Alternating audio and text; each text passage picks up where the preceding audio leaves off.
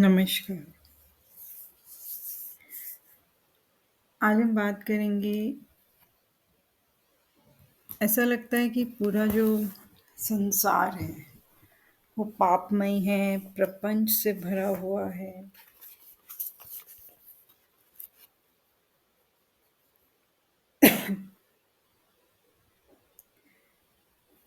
इसमें जो कमी है वो है नाम जप की निरंतरता की।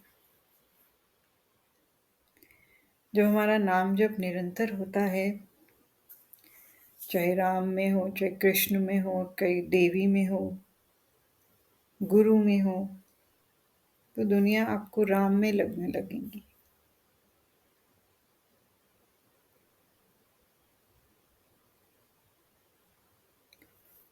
पूरा दुनिया गंदी है तो पूरी दुनिया में कारपेट थोड़ी ना बिछाएंगे। अपने पैर में जो जूता डालना है उसकी तरफ ध्यान देंगे।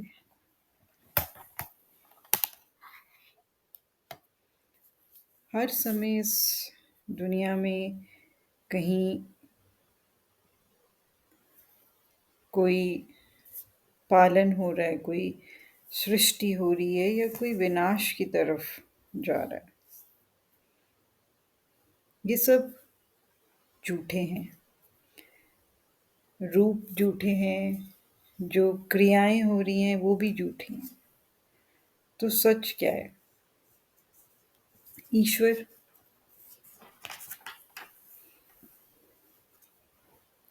हमें सत्य वस्तु को पहचानना है। जो परमात्मा है वो निराकार है। उनको हम जान ही नहीं पाते। थोड़ा सा अभ्यास करते हैं, नहीं होता, ये रास्ता कठिन है, दुनिया गंदी है।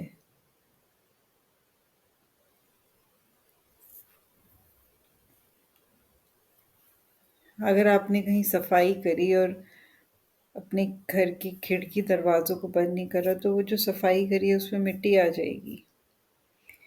तो ऐसे ही ये जो हमने अपने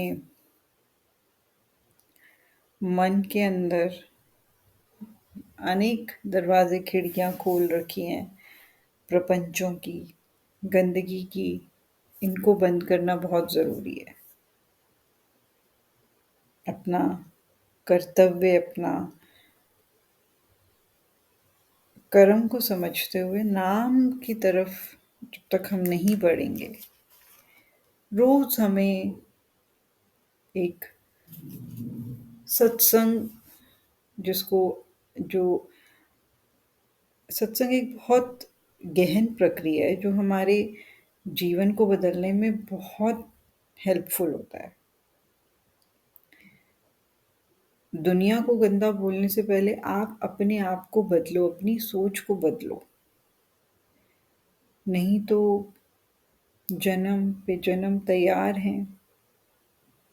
हम अपने आप को, जब हम किसी सत्संग, किसी स्पिरिचुअलिटी की तरफ को जोड़ते हैं तो हम उससे अपने आप को कितना एलिवेट कर पाते हैं वो बहुत इम्पोर्टेंट रखता है। नहीं तो ये हवा, मिट्टी, पानी सब गंदा।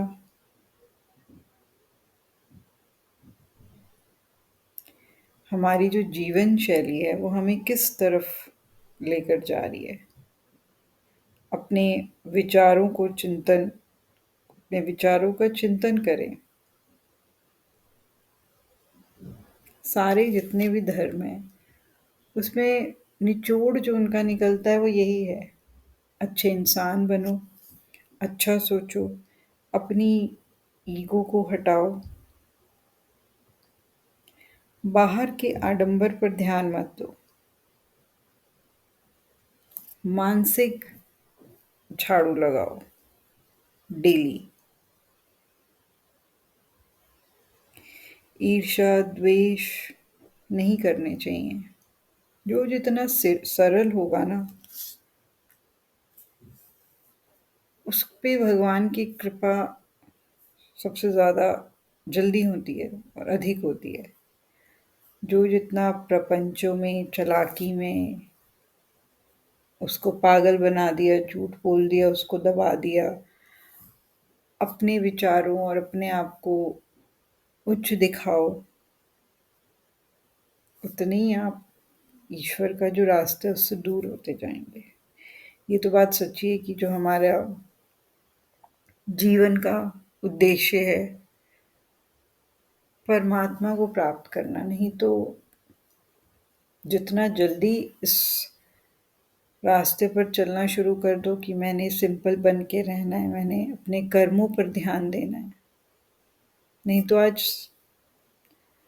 दोषारोपण ही हो रहा है। इवन हम भगवान को भी नहीं छोड़ते हैं।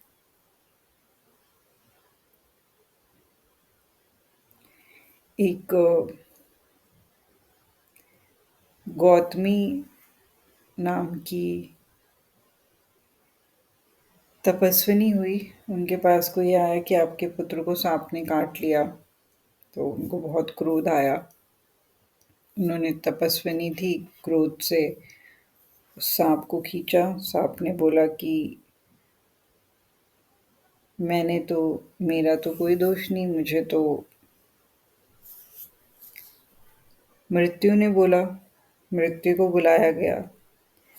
मृत्यु ने कहा मेरी कोई गलती नहीं, मुझे तो काल ने मेरी बुद्धि पर डाला कि इसको ऐसे करना है। काल को बुलाया तो काल ने कहा कि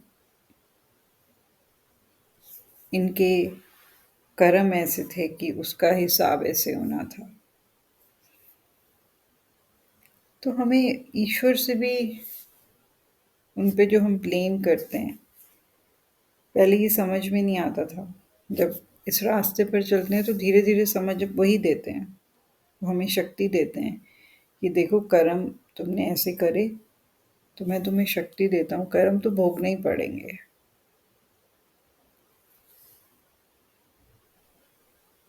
इसलिए बोला जाता है ना, अपने कर्मों पर विशेष ध्यान दो, अच्छे कर्म करो, ताकि जब ऊपर जाएं तो हमारा जो ये फैलाव है कर्मों का, ये अच्छा रहे और जो हमारी आत्मा है वो परमात्मा में जाकर लीन हो जाए।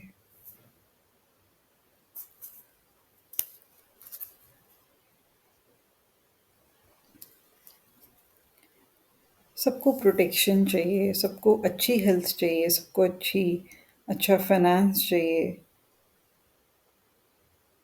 सब यही चाहेंगे कि हम सूरज की तरह चमकें, चाँद की तरह शीतलता हमें प्राप्त हो, सबके घरों में शांति रहे, स्वास्थ्य अच्छा रहे, दिलों में चैन और सुकून रहे।